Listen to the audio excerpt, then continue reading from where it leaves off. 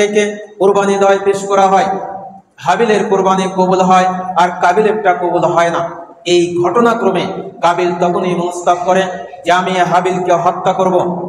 এই হত্যা করবে শত্রুতা বশত কাবিল হাবিলকে হত্যা করে ফেলে। এই ঘটনা কোরআনে বর্ণনা করা হয়েছে। তাই সংক্ষিপ্ত ঘটনা, কুরবানি কোথায় থেকে এসেছে, এই দুইজনের কুরবানি সেদিন পেশ করা হয়েছিল। আল্লাহ রাব্বুল আলামিন হাবিলের কুরবানিকে গ্রহণ করেছিলেন। আসমান থেকে আগুন এসে হাবিলের কুরবানিকে জ্বালিয়ে দিয়ে ভস্ম করে দেওয়া হয়েছিল, আর এটাই কবুলযোগ্য কুরবানি। তো আল্লাহ রাব্বুল আলামিন বলেন, হে নবী মুহাম্মদ রাসূলুল্লাহ সাল্লাল্লাহু আলাইহি ওয়াসাল্লাম, আপনি আপনার উম্মতদেরকে জানিয়ে দেন আদম আলাইহিস সালামের পুত্রদ্বয়ের কুরবানির ঘটনা।